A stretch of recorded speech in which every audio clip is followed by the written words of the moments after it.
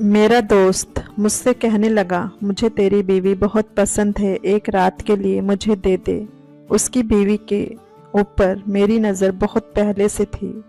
फिर बाद में मैंने बीवी की अदली बदली की, फिर साथ में एक दूसरे की बीवी के साथ। दोस्त तो मेरा नाम सुनील है, मेरी उम्र 28 साल है। मेरी बीवी का नाम स्नेहा है, उसकी उम्र 24 साल है। वह दिखने में बहुत खूबसूरत है। मेरी शादी को 3 साल हो चुके हैं। मेरा एक दोस्त है जिसका नाम विनय है।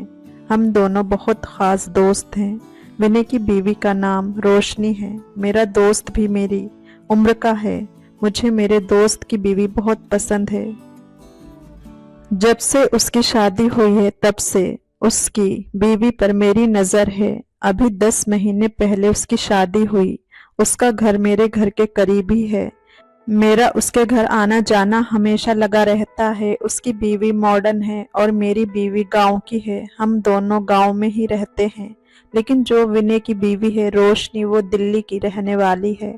उसका पहनावा, उसके कपड़े, उसके रहने के तरीके मुझे बहुत पसंद थे। मैं उसका दीवाना हूँ। चोरी चोरी उसको देखता रहता हूँ। मुझे मेरी बीवी बिल्कुल पसंद नहीं है। मैं और विनय दोनों एक नंबर के शराबी हैं। एक दिन मैं अपने दोस्त के घर गया। वह बोला चल पीते हैं। मैं भी तैयार था पीने के लिए। दो ही चीज़ तो मुझे बहुत ज़्यादा पसंद थी, एक तो दारू और एक अपने दोस्त की बीवी। उसके घर पर जाने का मकसद ही मेरा यही था कि मैं उसकी बीवी को देख सकूं। उसकी बीवी भी बहुत मनचली है। वह भी मुझे देखती रहती है, लेकिन आज तक कुछ बात नहीं बनी। जैसे ही मैं गया वो हम दोनों के लिए पैग बनाने लगी। मैं रोशनी को घूर घूर कर देख रहा था। आज उसने रेड कलर की साड़ी पहनी थी। साड़ी में उसकी कमर बहुत खूबसूरत लग रही थी। मैं उसको देख ही रहा था कि तब तक मेरा दोस्त कहने लगा, तो हमेशा मेरी बीवी को घूरता रहता है। मैंने कहा, यार तेरी बीवी है ही इतनी खूबसूरत, काश मेरी बीवी इतनी खूबसूरत होती। इतना कहकर मैं फिर से रोशनी की ओर देखने लगा। मेरी तारीफ से रोशनी मुस्कुराने लगी और मेरा दोस्त मुझे देख रहा था। बहुत ज़्यादा पीने के बाद मुझे होश नहीं रहा और मैं ठीक से चल नहीं पा रहा था। तो रोशनी कहने लगी, सुनील तुम आज यहीं पर सो जाओ। मैंने कहा, भाभी मैं तो कब से तैयार हूँ। वह अपने पति को कमरे में ले गई। उसके बाद वह मुझे पकड़कर एक दूसरे कमरे में ले गई और मुझे बिस्तर पर लिटाने लगी। मैं बहुत ज़्यादा नशे में था। जिस तरीके से वो मेरे साथ में बर्ताव करती थी, उससे मुझे यही लगता था कि वह भी मुझे पसंद करती है और आग दोनों तरफ बराबर लगी है। वह हमेशा मुझे इशारा करती थी। अगली सुबह जब मैं उठा तो मेरा दोस्त पहले उठ चुका था। वह कहने लगा, रात तूने कुछ ज़्यादा ही पी ली थी, इसलिए बहुत देर तक सोया है। अब जा, तेरी बीवी इंतज़ार कर रही होगी। इतनी खूबसूरत बीवी से इंतज़ार करवाना अच्छी बात नहीं। मैंने कहा, अरे यार छोड़, मेरी बीवी कहाँ खूबसूरत है, खूबसूरत तो तेरी बीवी है।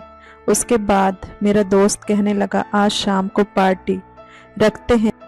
तेरा और भाभी का खाना मेरे घर पर शाम को भाभी को तैयार करके ले आना। मैं बहुत खुश हो गया कि आज फिर से पीने को मिलेगी और फिर से रोशनी को देखने को मिलेगा।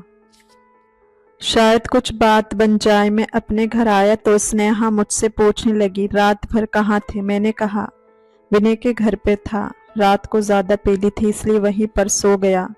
वह कहने लगी, तुम्हें मेरी कोई चिंता नहीं है, बताना भी ज़रूरी नहीं समझते। मेरा दिमाग तो उसके ऊपर हमेशा ख़राब ही रहता था और जब वह इस तरीके से सवाल करती थी तो और भी ज़्यादा दिमाग ख़राब हो जाया करता था।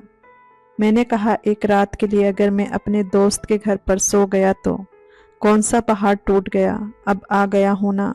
और सुनो, शाम को विनय के घर पर खाने पर जाना है। उसने हम दोनों को बुलाया है, इसलिए तुम थोड़ा सा अच्छे से तैयार हो जाना। तुम्हें पता है ना, रोशनी शहर से है और वह कितनी मॉडर्न है। अच्छे से तैयार होकर चलना ताकि मेरी इज्जत थोड़ी बनी रहे।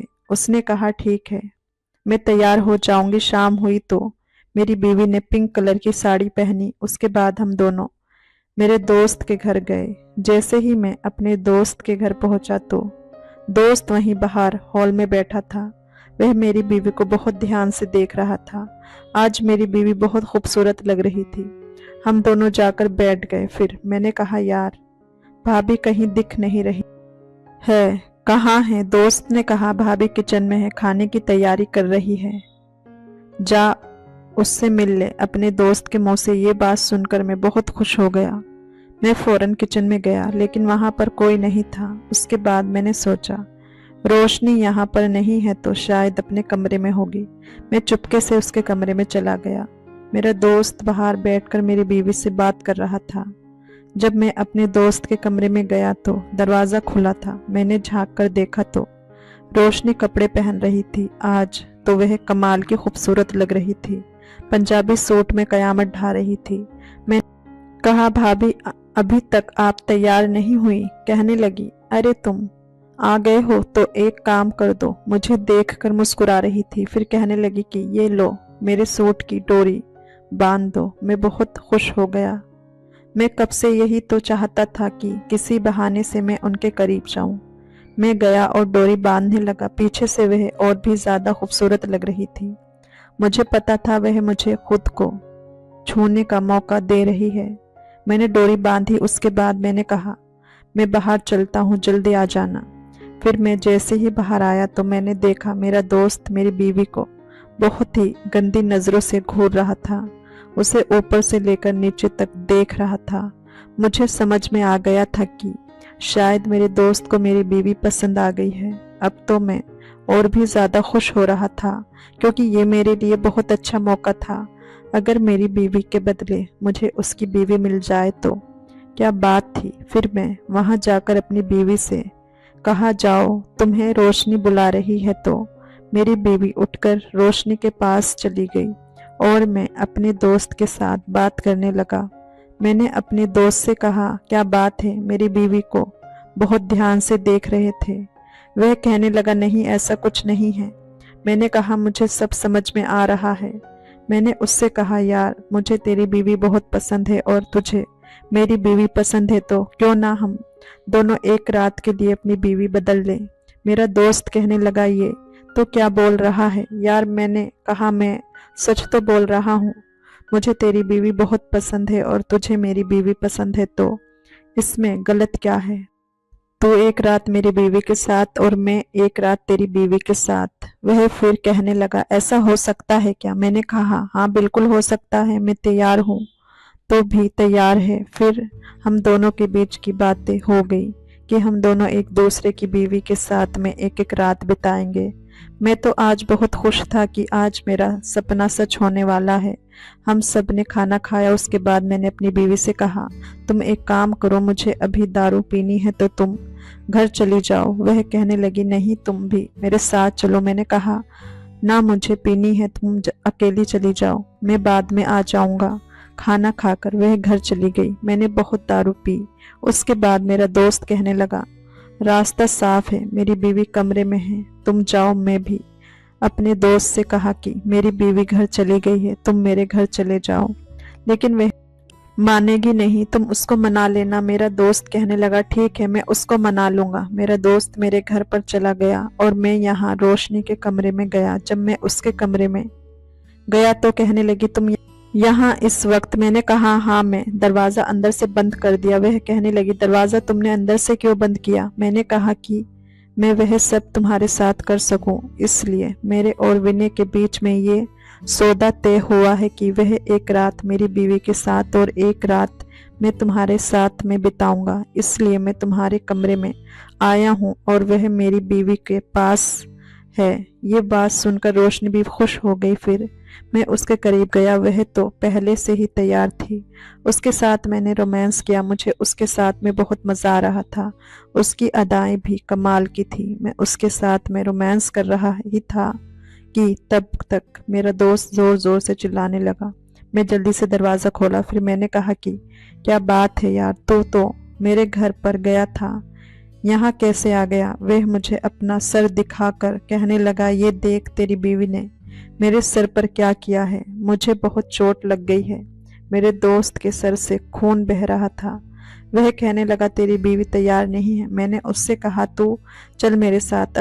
मैं दोस्त को अपने घर साथ लेकर गया और अपनी बीवी से कहा कि क्या नाटक है, चुपचाप इसके साथ में सो, ज्यादा नाटक मत करना, मुझसे बुरा कोई नहीं होगा। वह कहने लगी, तुम कितने घटिया पति हो, अपनी बीवी को अपने दोस्त के साथ में सोने के लिए बोल रहे हो। मुझे शर्म आती है कि तुम मेरे पति हो। मैंने कहा, तुझे शर्म आती है, ठीक है, कोई बात नहीं, शर्म कर लो, पर इसके साथ में जाओ, क्योंकि मैंने इसकी बीवी के साथ वह सब करना है, इसलिए तेरे साथ में जो कर रहा है इसे करने दे। मैंने अपने दोस्त को कमरे में जाने के लिए कहा और कहा, दरवाज़ा अंदर से बंद कर ले, और अगर नहीं मान रही है तो इसके साथ ज़बरदस्ती कर ले। मेरा दोस्त अंदर चला गया और मैं बाहर बैठा था। कुछ देर में रोशनी भी मेरे घर पर आ गई। रोशनी को अपने घर पर देखकर मैं और भी खुश हो गया।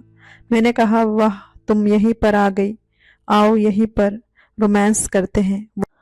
वो दोनों अंदर हैं। मैं उसके साथ रोमांस करने लगा। कुछ ही देर के बाद अंदर से बहुत जोर से आवाज आई।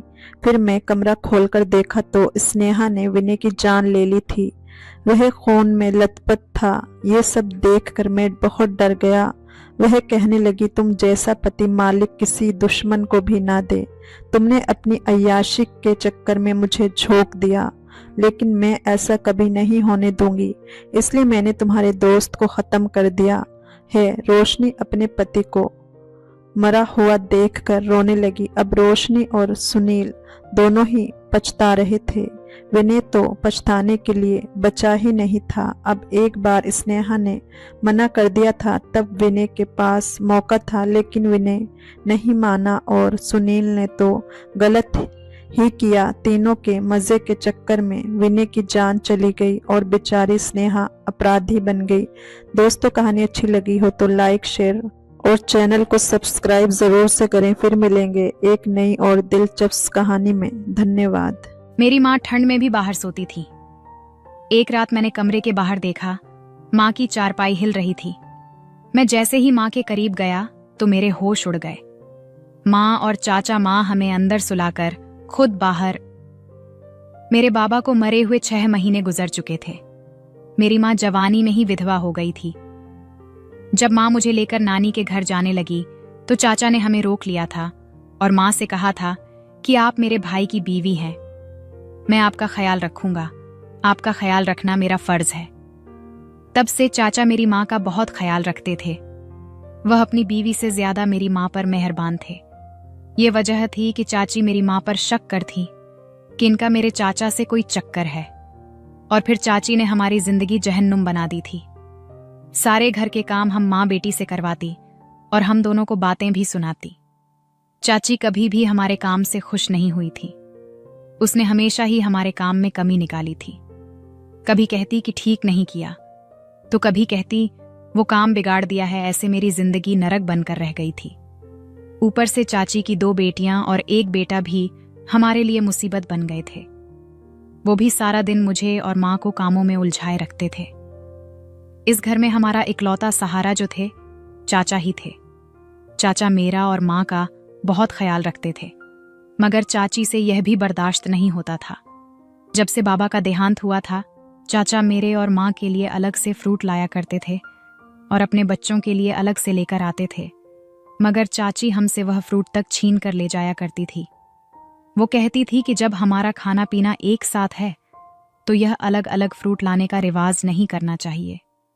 और फिर हमें फलों के छिलके देखना ही नसीब होते थे। और मैं मशीन लगाकर कपड़े धोने लगी थी। जब वापस आई तो माँ सहन साफ करके कमरे में जा चुकी थी। मैं उनकी टांगें दबाने लगी थी जब चाची आ गई और कहने लगी, कोमल फिर से लेट गई हो, किचन कौन देखेगा? मैंने तुमसे पहले भी कहा था कि आज बच्चों को बिरयानी खाने का दिल कर रहा है और तुम इधर लेटी हुई हो। मेरी माँ की आंखों में आंसू आ गए थे। ये बेबसों तरह खाड़ी कहने लगी, आज तबीयत ठीक नहीं है। चाची एकदम चीख पड़ी थी। वो कहने लगी कि तुम माँ और बेटी हर वक्त बीमार रहती हो। मेरा जी करता है कि तुम दोनों माँ बेटी को हाथ से पकड़कर घर से निकाल दूं, मगर मुझे इस बात का पता नहीं है कि तुमने मेरे पति पर क्या जादू कर रखा है जो तुम लोगों को इस घर से जाने नहीं देता। मेरे बस में होता तो मैं तुम दोनों को अपने घर में एक पल के लिए भी बर्दाश्त न करो। माँ उठी और किचन में चली गई। मेरा दिल चाहता था कि मैं चाची से पूछूं कि आपके अंदर का शैतान आखिर कब तक खत्म होगा। दरअसल जब मेरे बाबा थे तो खूब कमाया करते थे। मेरे चाचा से ज्यादा मेरे बाबा की आमदनी थी। हमने अच्छा खाया और अच्छा पहना था। ये सब देखकर चाची जलन का शिकार होती रहती थी।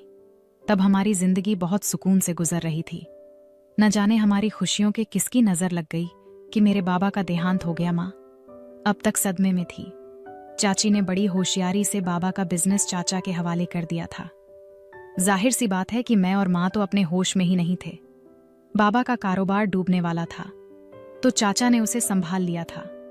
अब चाचा हर महीने सारी आमदनी लाकर मेरी माँ के हाथ पर रख दिया करते थे और कहते थे कि भाभी, आपका माल है, आपको इसको जिस तरह इस्तेमाल करना है आपकी मर्जी है। चाचा अपना काम छोड़कर बाबा का बिजनेस संभाल रहे थे। माँ चाचा को अच्छी खासी तनख्वाह देने लगी थी।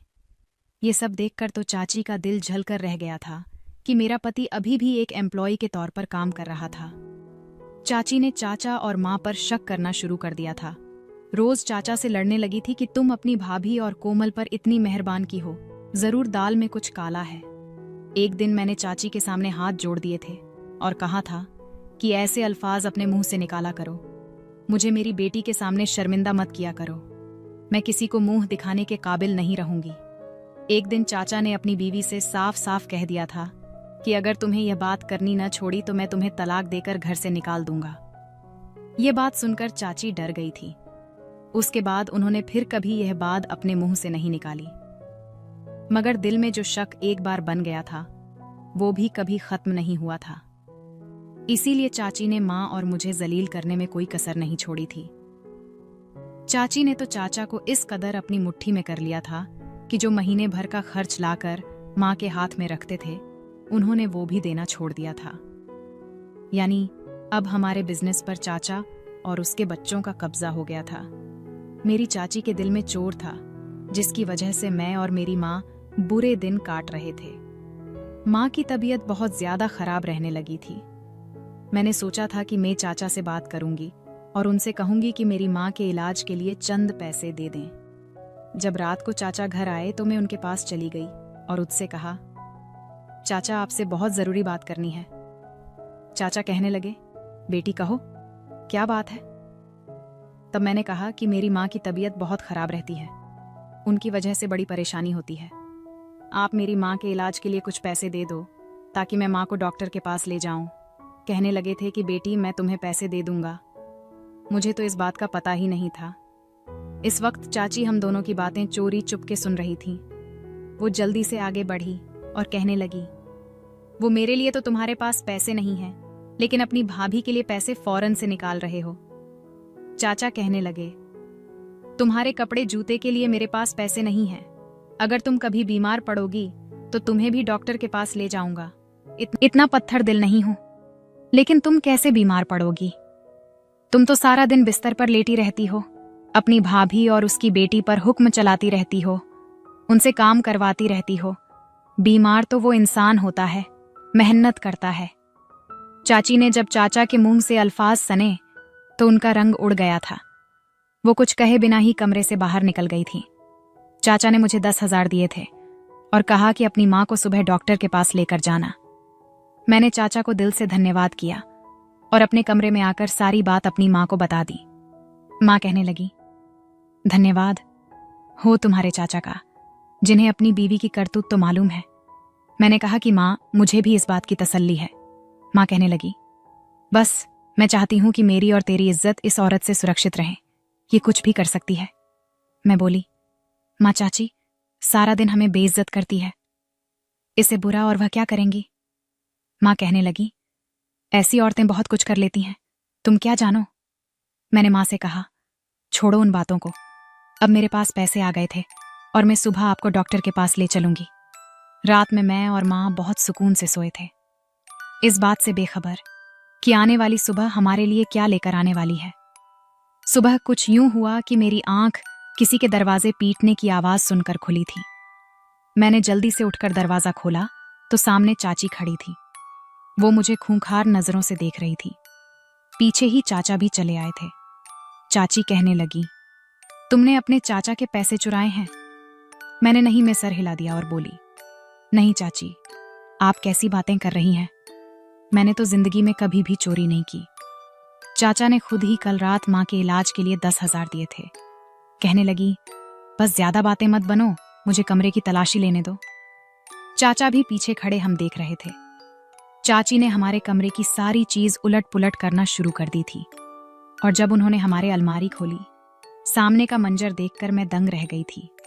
चाची ने अलमारी में से अपने सोने के जेवर निकालकर हवा में उछाले थे। वह कहने लगी, कोमल, मेरे सोने के जेवर तुम्हारी अलमारी में क्या कर रहे हैं? माँ तो यह सब देखकर घबरा गई थी। वह जल्दी से आगे बढ़ी और दोनों हाथ चाची के सामने जोड़ दिए और कहने लगी, मुझे पता नहीं है कि ये कहाँ से आए। चाची कहने लगी, अगर तुमने नहीं रखे तो इसका मतलब यही है कि तुम्हारी बेटी है जेवर यहाँ लेकर आई है। माँ कहने लगी, नहीं, मैं और हूं और ना ही मेरी बेटी चोर है। चाचा आगे बढ़े थे। उनके माथे पर शिकन थी। वह कहने लगे, अगर तुम दोनों माँ बेटी चोर नहीं हो तो मेरी बीवी का जेवर यहाँ क्या कर रहे हैं? चाची ने अलमारी की फिर से तलाशी लेना शुरू कर दी और फिर चाचा को वॉलेट निकालकर हमें दिखाया। वह कहने लगी, ये वॉलेट है जो मैं और मेरा पति सुभाष तलाश कर रहे हैं। तो पूरा यकीन था कि जब रात को तुम्हारी बेटी हमारे कमरे में आई थी तो यही लेकर आई होगी। मुझे सब पता है। तुम दोनों माँ बेटी के हाथ में बड़ी सफाई है। इस तरह चोरी करती हो कि सामने वाले को पता तक नहीं चलता। मगर तुम्हारे चाचा कहाँ मानने वाले थे। वह कहने लगे कि न मेरी भाभी चोर है और ना ही मेरे भाई की बेटी चोर है। मैंने उनसे कहा कि तुम मेरे साथ चलो और आकर तमाशा अपनी आंखों से देख लो। मुझे तो यही लगता है कि ये दोनों माँ बेटी हमारी चीज लेकर यहां से फरार होने का इरादा बना रही है। चाचा का चेहरा लाल हो चुका था। वह कहने लगे, मुझे आप दोनों से इस चीज की उम्मीद नहीं थी। चाची कहने लगी, मैं अब और उन दोनों को अपने घर में नहीं रख सकती। चाचा चुप थे। चाची कहने लगी, मैं अभी पुलिस को फोन करके उनको हवालात में बंद करवाती हूँ। चाचा कहने लगे, नहीं, ऐसा हरगिज मत करना। जैसे भी है ये दोनों मेरे भाई की निशानी है। चाची के माथे पर बल पड़ गए थे। वह कहने लगी, आज भी आप उन दोनों की ही तरफदारी कर रहे हैं। चाचा चुप रहे। चाची कहने लगी, अगर तुम चाहते हो कि मैं तुम्हारी भाभी और भाई की बेटी को पुलिस के हवाले न करो, उन्हें घर से निकाल दो। मैं अब उन दोनों के साथ नहीं रह सकती। चाचा का चेहरा उतर गया था। वो आगे बढ़े और माँ से कहने लगे, भाभी, अब बात चोरी तक आ गई है। अगर आपने और कोमल ने इस तरह की हरकत न की होती तो मेरी बीवी के मजाल ना होती कि आपको इस घर से न कहती गलती। अब आपकी और आपकी बेटी की है। मैं अपनी बीवी को मना नहीं कर सकता। हमारी बेहतर इसी में है, आप इस घर से चली जाए ताकि मेरी बीवी आपको पुलिस के हवाले न कर सके। मेरी माँ आगे बढ़ी थी। वह जिंदगी में पहली बार चाचा के सामने बोल रही थी। वह कहने लगी, जिस घर में तुम रह रहे हो या मेरे पति ने बनाया था, एहसान फरामोशी की भी कोई हद होती है, मगर तुम तो सारी हदें पार कर चुके हो। तुमने मेरे पति के घर पर कब्जा किया।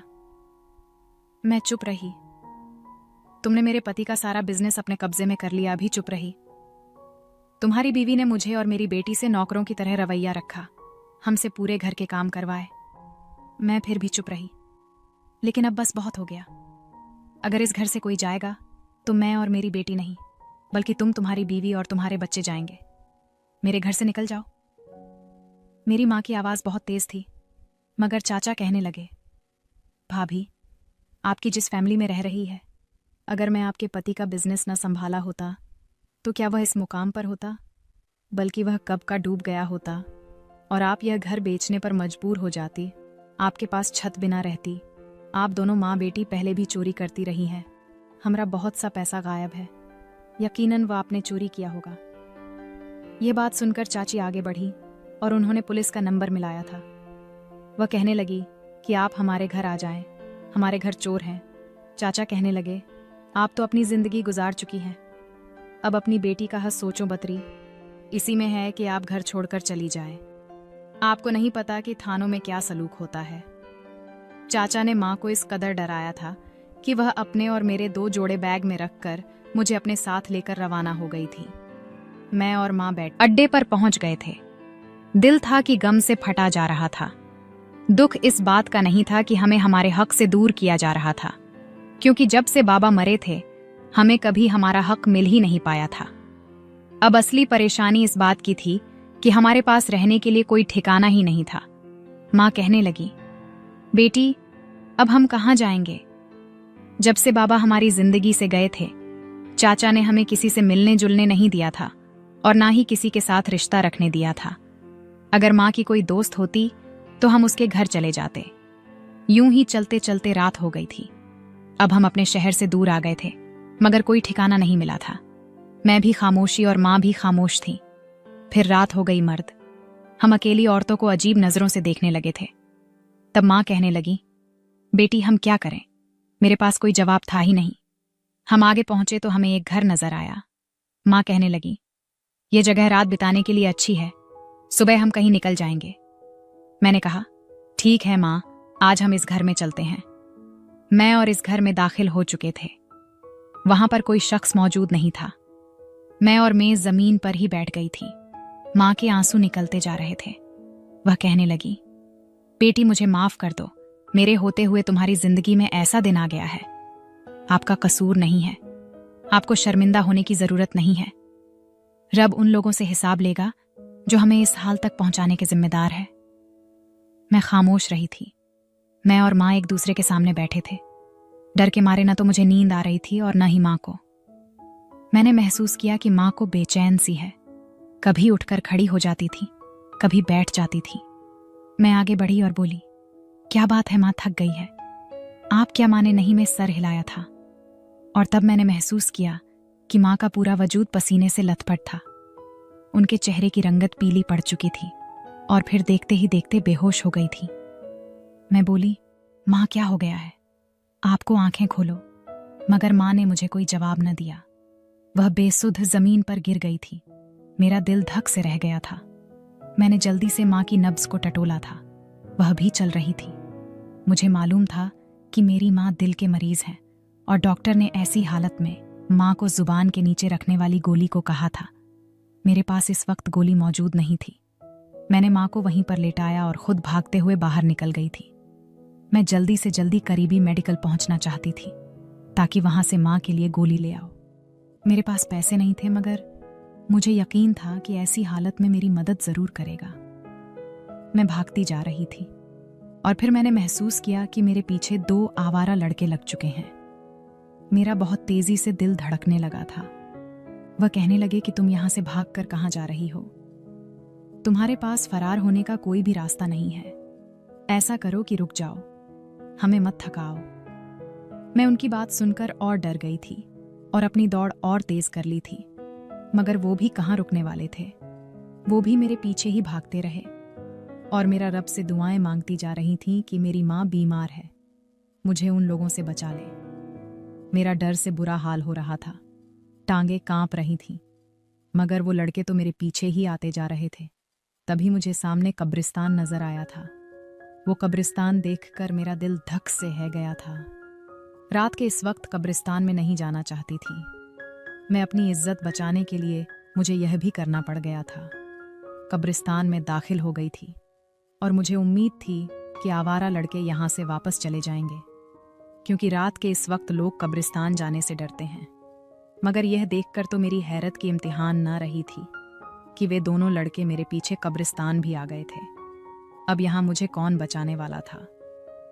तभी मुझे एक टूटी हुई कब्र नजर आई। मैं आवारा लड़कों की नजरों से ओझल होने के लिए टूटी हुई कब्र में उतर गई थी। मेरा दिल जोर जोर से धड़क रहा था। ऐसा लग रहा था जैसे कि मैं अभी मरने वाली हूं।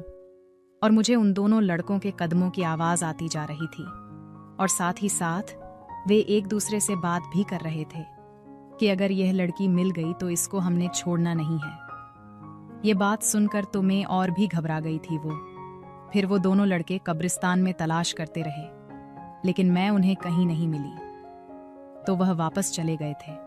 मैं अपनी सांस से बराबर करने लगी थी। जब मैं कब्र से बाहर आने लगी तो मेरा हाथ किसी चीज पर लगा था मैं उछल गई थी।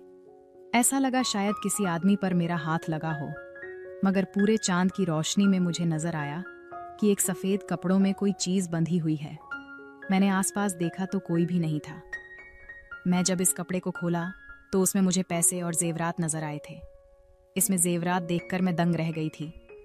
जेवरात के साथ ही कागजात भी पड़े हुए थे और कुछ पैसे थे। मैंने वो उठाए और कब्रिस्तान से निकल गई थी। अब तो सुबह हो गई थी। मुझे कोई डर नहीं था, लेकिन माँ की फिक्र सता रही थी। नई जगह पर वापस आ गई थी, जहाँ रात माँ को छोड़कर गई थी। ये देखकर हैरान रह गई थी कि वहाँ पर औरतें मौजूद थीं जो माँ का ख्याल रख रही थी। मैं आगे बढ़ी तो देखकर माँ मुझे देखकर मुस्कुरा रही थी। मैं बोली, आप कौन हैं? वो दोनों औरतें बोली, हम दोनों यहाँ से गुजर ही रहे थे तो हमारी नजरें इस औरत पर पड़ी जो दर्द से तड़प रही थी। मैंने पूछा कि क्या माजरा है, तो उसने अपने दिल पर हाथ रखा हुआ था। सारी बात समझ गई थी। मेरा भी दिल का मसला है। मुझे भी डॉक्टर ने जबान के नीचे रखने वाली गोली के लिए बोला है। मैं हर जगह अपने साथ लेकर जाती हूँ। मैंने वो गोली निकालकर उसकी जुबान के नीचे रख दी और यह ठीक हो गई। मेरी आंखों में आंसू आ गए थे। रब इंसान की ऐसी जगह से मदद करता है जहां से उसने सोचा भी ना हो। माँ की हालत ठीक हो चुकी थी। मैं उन औरतों का धन्यवाद किया और माँ को अपने साथ लेकर वहां से निकल गई थी। माँ कहने लगी, तुम मुझे कहाँ लेकर जा रही हो? मैं बोली, माँ आप चुप रहो। मैं माँ को अपने साथ लेकर होटल में चली गई थी। कमरा बुक करवाया था। माँ कहने लगी, इस कमरे के लिए तुम्हारे पास पैसे कहाँ से आएंगे? तब मैंने माँ को सारा किस्सा सुना दिया था, पर उसके सामने वह गठरी खोलकर रख दी। हमने जब वो कागजात खोले तो इस पर जो तारीख लिखी थी उसको देखकर हैरान रह गए। यह जेवरात किसी ने 70 से 80 साल पहले सुरक्षा के लिए कब्र में छुपाए थे। जाहिर सी बात है कि अब उन चीजों का मालिक तो मर गया होगा। तब माँ कहने लगी, अब हम यह चीज रख सकते हैं। फिर हम न जेवरात बेच दिए थे। वो इतने ज्यादा महंगे थे कि हमने अपने लिए नया घर भी ले लिया था। तब माँ कहने लगी कि मैं अपने साथ बुरा सलूक करने वालों को माफ नहीं करूंगी। माँ ने कहा कि मैं चाचा और चाची पर केस करना चाहती हूँ और तुम्हारे बाबा की सारी जायदाद उनसे वापस लेना चाहती हूँ। मैंने चाचा और चाची पर केस किया और पैसे देकर एक अच्छा वकील रख लिया। फिर कुछ वक्त में ही हम यह केस जीत गए थे। हमें हमारी सारी जायदाद वापस मिल गई थी और चाचा भी जेल की सलाखों के पीछे चले गए थे। हमने उनसे अपना घर वापस ले लिया था। उनके पास रहने के लिए ठिकाना नहीं था। चाची अपने बच्चों को लेकर अपने मायके चली गई थी और सुनने में यही आया था कि उनके मायके वाले भी चाचा और उनके बच्चों के साथ वही सलूक करते हैं जो चाची ने मेरे और माँ के साथ किया था। बुरे कर्मों की बुरी सजा होती है। अपना किया हुआ लौटकर सामने जरूर आता है। यह बात हमेशा ध्यान रखें। दोस्तों, आपकी इस कहानी के बारे में क्या राय है? कमेंट बॉक्स में जरूर बताएं। वीडियो को लाइक करें। चैनल पर नए हैं तो चैनल को सब्सक्राइब करें। मिलते हैं एक नई कहानी में। मेरा भाई भाभी से मसाज करवाकर सोता था। एक दिन भाभी मायके जाने लगी। मुझे कहा रात को भाई की मसाज कर देना। मैं भाई की मसाज करने गई। भाई ने मेरे साथ मसाज की जगह भाई हर रात भाभी से मसाज करवाकर सोते थे। जब तक भाभी मसाज न करती भाई को नींद नहीं आती थी। एक दिन भाभी को शादी पर जाना था। भाभी जाने लगी तो मुझे पास बुलाकर बोली, रात को भाई की मसाज कर देना वरना सारी रात जागते रहेंगे। रात हुई तो मैं सर ढककर भाई की मसाज करने चली गई। अभी 15 मिनट हुए थे कि मेरे होश उड़ गए। भाई ने मेरे साथ मेरी भाभी मुझे बोलकर गई थी कि भाई का ख्याल रखना। साथ ही मुझे वो एक काम करने के लिए भी कह गई थी। मैंने वही काम किया था। अचानक से ही कुछ बुरा हो गया। अभी मैं परेशान थी कि भाभी वापस आएगी तो उनको क्या जवाब दूंगी। वो क्या कहेंगी कि मैंने तुझे भाई का ख्याल रखने के लिए कहा था और तूने यह सब कर दिया। मुझे खुद ही पता नहीं चला कि यह सब कैसे हो गया और इसमें मेरा क्या कसूर था। सब खुद ही हुआ था। मेरे भाई बड़े ही अजीब तरह के इंसान थे। यह हमेशा ही गुस्सा करते रहते थे। मेरी जो पहले वाली भाभी थी वो बहुत अच्छी औरत थी और उनसे मेरे भाई को औलाद न हुई। तो भाई ने कहा कि उससे तो मुझे औलाद नहीं हो रही, तो उन्होंने दूसरी शादी कर ली। लेकिन दूसरी बीवी से भी मेरे भाई को औलाद न हुई। भाई सबको कहते थे कि सारी बांझ औरतें मेरे नसीब में हैं, मेरी उनसे ही शादी हो जाती है। भाई ने दूसरी औरत को भी छोड़ दिया। वो बेचारी बड़ी अच्छी थी। उन्होंने कहा कि मुझे नहीं छोड़ना, मेरा आगे पीछे कोई नहीं है। लेकिन भाई न माने। मैं तुझे रखकर क्या करूंगा, तेरा मुझे क्या फायदा है। जबकि उन्होंने भाई के साथ 5 साल गुजारे थे और 5 साल में वो इतनी ज्यादा बुरी लगने लगी थी। जब शादी हुई तो उस वक्त काफी खूबसूरत थी। पता नहीं मेरे भाई औरतों के साथ क्या करते थे कि उसकी हालत ऐसी हो जाती थी। मेरे भाई ने तीसरी शादी कर ली थी। मेरे माँ बाप इस दुनिया से चले गए थे और मैं अपने भाई के साथ अकेली रहती थी। बाबा जिंदा होते तो मुझे कभी भाई के साथ अकेला नहीं छोड़ते। भाई ने घर अलग किया हुआ था। वो बहुत अमीर थे। उन्होंने बहुत अच्छा घर बनवाया था। उनके घर में टीवी, फ्रिज, ऐसी सब कुछ था। हम लोग जरा भी गरीब नहीं थे। मेरा दिल करता था कि मैं अपने भाई के घर हेमाशा टीवी देखूं, फ्रिज से ठंडा पानी निकालकर पीऊं, गर्मियों में ऐसी के मजे लूं, आराम से सकूं। मेरे भाई को माँ बाबा के मर जाने का बड़ा दुख था, इसलिए उन्होंने मेरी जिम्मेदारी ले ली और कहा कि वो मेरा ख्याल रखेंगे। ये जो मेरी तीसरी वाली भाभी थी, यह भी मासूम थी। भाई कहते थे कि मेरे नसीब में सारी की सारी ऐसी औरतें आती हैं जो बच्चे पैदा नहीं कर सकती, लेकिन दरअसल उनके नसीब ऐसी औरतें आई थीं जो बहुत ही ज्यादा शरीफ और मासूम होती थीं। ये भाभी भी बहुत अच्छी थी। मेरे भाई मेरी भाभी से बहुत ज्यादा सेवा करवाते थे। पूरा दिन उसकी कोई ना कोई फरमाइश होती, बिन मौसम की चीज पकवाते।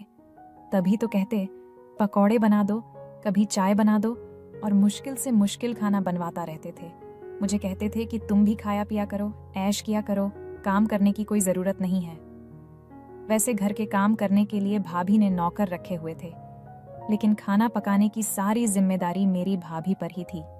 मैं उनकी मदद किया करती थी, पर मेरे भाई कहते थे कि कोई जरूरत नहीं है तुम्हें काम करने की। अगर तुमने काम किया तो भगवान के यहाँ जाकर अपने बाप को क्या मुंह दिखाऊंगा। भाई को मुझसे बहुत मोहब्बत थी और वह एक बार किसी आदमी ने कहा कि तुम्हारी तीसरी बीवी से भी औलाद नहीं हो रही, इसका मतलब कि शायद तुम्हारे अंदर ही कुछ गड़बड़ है। उन्होंने कहा कि मेरे अंदर कोई गड़बड़ नहीं है, बस मेरे नसीब में औलाद नहीं है। लेकिन अब मुझे औलाद नहीं चाहिए। मेरी तीसरी बीवी माँ बन सकती है, पर अब मैं बच्चा नहीं पैदा करना चाहता। बुढ़ापे में बच्चा उठाकर फिर आऊंगा। बच्चों के तो 1000 काम होते हैं। अब तो मेरी अपनी दवाइयाँ खाने की उम्र आ गई है और मैं इसके लिए दूध और सामान कैसे लाता। फिर आऊंगा। मेरे बाप के मरने के बाद मैंने अपनी बहन को ही अपनी बेटी माना है। मैं उसको विदा कर दूंगा। मैं सारा अरमान उसकी शादी पर पूरा कर लूंगा। मैं ये बात सुन रही थी, मुझे बड़ी खुशी हुई। मैंने कहा कि मेरे भाई तो बहुत अच्छे हैं, मेरा इतना ख्याल करते हैं, मुझे अपनी बेटी बना लिया है।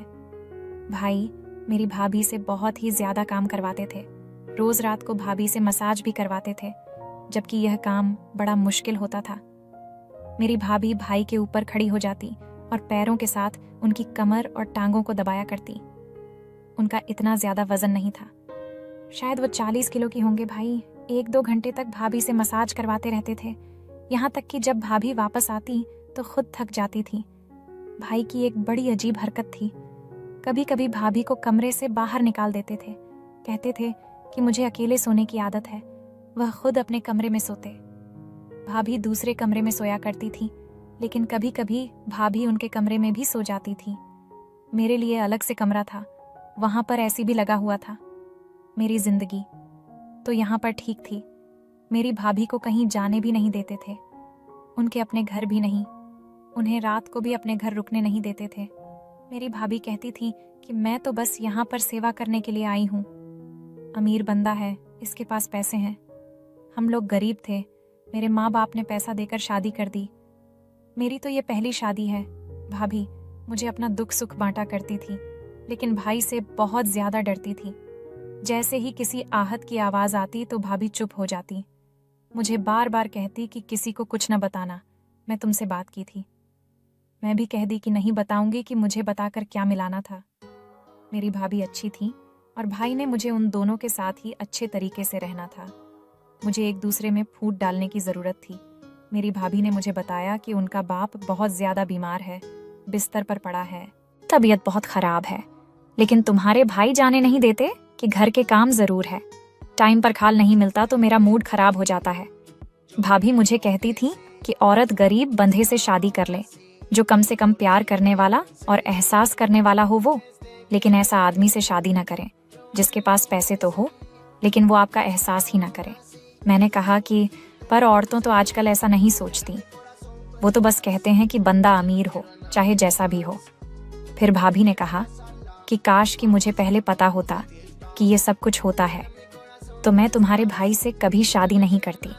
मेरा तो दिल करता है गले में ढोल डालो और सबको बताऊं कि कोई भी अमीर आदमी से शादी न करें, और करें तो कम से कम ऐसा आदमी से करें जिसके अंदर थोड़ा बहुत एहसास हो, इंसानियत हो। मेरे भाभी बड़ी परेशान रहती थी। मैंने कहा कि मैं आपकी मदद करती हैं, मैं भाई से बात करते हूँ। उन्होंने कहा कि नहीं नहीं, तुम बात नहीं करना, वरना वो कहेंगे कि मैंने तुम्हें कहा है। लेकिन भाभी अंदर ही अंदर बड़ी परेशान थी। एक दिन रोना शुरू हो गई। भाई ने कहा कि क्या बात है, क्यों? घर में मनहूसियत फैलाई हुई है। मुझे बिल्कुल अच्छा नहीं लगता कि औरतों घर में बैठकर रोते रहे। जिस घर में औरतें इस तरह बैठकर होती हैं, इस घर में पैसे रूठ जाते हैं। तुम क्या चाहते हो कि मेरी कमाई खराब हो जाए? मेरे पास पैसे नहीं होंगे तो सबसे पहले तुम मुझे छोड़कर जाओगी। मेरी भाभी ने कहा कि मैं अपने बाप से मिलना चाहती हूँ। पता नहीं कब फोन आ जाए और पता चले कि बाबा इस दुनिया में नहीं रहे, आखिरी बार उनसे मिल भी ना पाऊं। अगर ऐसा हुआ तो मैं जिंदगी भर आपको कभी माफ नहीं करूंगी। मेरे भाई को रहम आ गया और उन्होंने कहा ठीक है चली जाओ, लेकिन सिर्फ एक रात के लिए शाम को जाओगे और अगली सुबह वापस आ जाओगी। भाभी तो इस पर ही खुश हो गई। उन्होंने कहा कि ठीक है। मेरे भाई ने थोड़े पैसे दिए और कहा कि उनके लिए कोई चीज़ भी ले जाना और मेरी तरफ से भी पूछ लेना। भाभी ने कहा कि अगर आप भी साथ चलते तो मेरे भाई ने कहा कि मेरी तीसरी शादी है, पहली नहीं। मैं ससुराल का मुंह देखो, मुझे कोई ज़रूरत नहीं है। तुम अच्छी औरत हो, मेरा ख्याल तो करती हो, लेकिन तुम्हारे बहुत नखरे हैं। अगर ज़्यादा नखरे करने हैं तो वहीं पर बैठ जाना, मैं तुम्हें तलाक के पेपर भेज दूंगा। मेरी भाभी तो डर गई। मैं भाई का रवैया देख रही थी, कितना गलत रवैया था। भाभी ने उनके साथ हमेशा अच्छा किया, लेकिन भाई ने आज उनको ऐसी बात कह दी थी। ऐसा नहीं करना चाहिए था। उनका कसूर क्या था? वो कहने लगी कि दिल तो नहीं कर रहा कि जाओ, लेकिन एक तरफ बाप है और एक तरफ मेरा घर है, और बाप इस दुनिया से जाने वाले हैं। अगर बाबा से ना मिले तो जख्म बनकर मेरा दिल में बात बैठ जाएगी, मुझे अंदर ही अंदर खा जाएगी। लेकिन अगर वहां से आने में देर हो गई तो तुम्हारा भाई मुझे तलाक दे देगा। पीछे से सब कुछ संभाल लेना, इसे मौका ना देना कि इसे मेरी याद आए। मैंने कहा फिक्र नहीं करो, मैं उनको टाइम पर सारी चीज़ दे दूंगी तो वह यह नहीं कहेंगे। मैं सारी चीज़ बहुत अच्छी बनाऊंगी जो उनको बहुत पसंद आएगी। भाभी ने मेरे सर पर हाथ रखा और कहा कि तुम बहुत अच्छी लड़की हो, मैं भी तुम्हें अपनी बेटी समझती हूँ और हमेशा समझूंगी। तुम मेरे सुख दुख समझती हो। भाभी वहां से चली गई और मैं सुबह सुबह उठ गई। मैंने भाई को नाश्ता बना कर दिया। इसके बाद खाना शाम को चाय के साथ भी काफ़ी सारी चीज़ बनाई, लेकिन वो बिल्कुल भी खुश न हुए। उन्होंने कुछ नोट भी नहीं किया, यह भी नहीं कहा कि बहुत अच्छा बनाया है। वैसे तो वो मुझसे इतना प्यार करते थे, लेकिन इस मामले में उनकी ज़ुबान से एक अल्फाज भी नहीं निकला, क्योंकि शायद उनको औरत की तारीफ करने की आदत नहीं थी। नहीं तो मेरी भाभी भी बहुत अच्छा खाना बनाती थी, लेकिन उन्होंने कभी तारीफ के दो बोल नहीं बोले थे, बल्कि हमेशा कहते थे कि उससे भी अच्छा बन जाता, अगर थोड़ी मेहनत कर लेती तो। रात हुई तो भाई ने मुझे आवाज़ दी। मेरी भाभी ने मुझे कहा था कि मसाज के बगैर तुम्हारे भाई को नींद नहीं आती, आज यह काम तुम कर लेना। मैंने कहा कि ठीक है, मैं कर दूंगी। उन्होंने मुझे आवाज़ दी थी, मैं भी कमरे में चली गई। उन्होंने कहा कि मैं मालिश करवाता हूँ तो मुझे नींद आती है, तुम्हारी भाभी चली गई है। नहीं तो ये काम तो उसका था। मैंने कहा कि कोई बात नहीं, वो तो सुबह आएंगी, मैं कर देती हूँ। उन्होंने कहा कि ठीक है। मैं भाई की मसाज करने लगी। मुझे भाई ने कहा था कि वह 2-2 घंटे तक मसाज करवाते हैं, इसलिए मुझे पता था कि मेरी जल्दी छुट्टी नहीं होने वाली। बस मैं भाई का मसाज करने लगी, लेकिन अभी 20 मिनट गुजरे थे कि भाई की आवाज़ नहीं आई, जबकि वह पहले किसी चैनल पर खबर सुन रहे थे, साथ साथ मुझसे बात भी कर रहे थे। मुझे लगा कि सो गए हैं। मैंने सोचा कि अगर सो गए हैं तो मैं भी वापस अपने कमरे में चली जाती हूँ। मैं कमरे में चली गई, मेरी छुट्टी हो गई। 20 मिनट में ही मेरी जान छूट गई। लगता है मैं बहुत अच्छे से मसाज की हूँ, तभी उनको नींद आ गई, शायद थके हुए थे। मैं कमरे में आई तो भाभी के घर से कॉल आई। पता चला कि भाभी के बाबा का देहांत हो चुका है। भाभी ने बोला, तुम अपने भाई को लेकर जल्द ही वहां पर पहुंच जाओ। मैं भाई के कमरे में उनको जगाने के लिए गई। जाहिर थी इतनी बड़ी बात थी, भाभी की बाबा की मौत हो चुकी थी, लेकिन जब मैं भाई को जगाने की कोशिश की तो वो उठ ही नहीं रहे थे। मैंने उनको आवाज दी, फिर उनके कंधे पर हाथ लगाया। जब मैंने उनकी तरफ गौर से देखा, न जाने क्यों मुझे ऐसा महसूस हुआ जैसे वो इस दुनिया में नहीं है, जा चुके हैं। लेकिन पास वाली आंटी के घर चली गई। वह बहुत अच्छी थी, उनके परिवार से हमारे अच्छे ताल्लुक होते थे और उनके छोटे बच्चे थे, वहीं पर ही रहती थीं। मैंने उनको कहा कि मेरे भाई उठ नहीं ही रहे हैं। उन्होंने भी अपने दिल पर हाथ रख दिया था। सब ठीक तो है। हम उनके घर पर एक काजन आया हुआ था, उनको लेकर वह घर पर आई। उसने चेक किया तो कहने लगा कि है अब इस दुनिया में नहीं रहे। मैं सुनकर हैरान रह गई। मेरे कदमों तले से जमीन निकल गई। मुझे इस औरत ने कहा कि उन्हें क्या खिलाया। मैंने तो कुछ भी नहीं खिलाया था। मैंने उनको अच्छा खाना खिलाया और मैं उनको मसाज कर रही थी। मुझे लगा सो गए हैं, लेकिन मुझे नहीं पता था। ये सब क्या हुआ, भाभी को यह बात बताई। भाभी तो दहल गई और उन पर कयामत टूट पड़ी। एक तरफ उनका बाप मर गया और दूसरी तरफ पति भी। बड़ी ही मुश्किल हालात थे। भाभी पर बमुश्किल आन पड़ी थी। सबसे ज्यादा तरस भभा पर ही आ रहा था। जब वह वापस आई तो उनके बाबा भी इस दुनिया जा चुके थे और भाई को भी हार्ट अटैक आया था और उनके पति भी दुनिया से जा चुके थे। और आज इस बात को 10 दिन हो गए थे। भाई की सारी जायदाद और पैसे वगैरह मेरे और मेरी भाभी के नाम हो गए। अब मैं और मेरी भाभी घर में रहते हैं। मेरी भाभी ने कभी भाई का जिक्र नहीं किया। वह कभी भी यह नहीं कहती कि मुझे उनकी याद आ रही है। याद कैसे आएगी? उन्होंने उनको बहुत तंग किया था। मेरी भाभी की एक बहन थी जो अकेली हो गई थी। वह भी हमारे साथ रहती थी। उसकी और मेरी उम्र बराबर है। मुझे एक अच्छी सहेली मिल गई थी। उसके साथ वक्त अच्छा गुजर जाता था। हम दोनों ने पढ़ाई भी शुरू की है। भाभी कहती थी कि मैं तुम दोनों को पढ़ाऊंगी ताकि तुम लोगों की शादी अच्छे घर में हो, और तुम लोगों के माँ बाप अब नहीं है, मैं ही हूँ। और मैं तुम लोगों की शादी ऐसे घर में करूंगी जिसमें लड़के के पास न सिर्फ दौलत होगी बल्कि आदत और एहसास भी होगा। दौलत वाला देखकर तुम्हारी शादी नहीं करूंगी। ये जो लोग बेटियों की शादी सिर्फ दौलत देखकर कर देते हैं, न अपनी बेटियों के साथ बहुत बड़ा जुल्म करते हैं। मैंने तुम दोनों को अपनी बेटी माना है। मैं तुम्हारे साथ ऐसा नहीं करूंगी। अच्छी जगह तुम्हारी शादी करूंगी। भाभी बहुत अच्छी है, हमारा बहुत ख्याल रखती है। भाई के साथ यही होना था।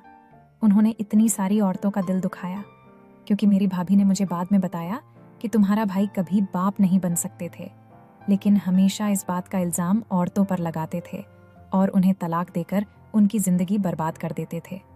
वो इस दुनिया से चले गए। अभी भी उनके साथ अच्छा ही हुआ है। वह नींद में अपनी जान खो बैठे। नहीं तो ऐसे लोगों का अंजाम अच्छा नहीं होता और दुनिया तमाशा देखती है। दोस्तों, कहानी कैसी लगी कमेंट करके जरूर बताएं। वीडियो को लाइक, चैनल को सब्सक्राइब जरूर करें। साथ ही नोटिफिकेशन बेल आइकन को जरूर दबाएं ताकि सबसे पहले अपडेट आपको मिल सके।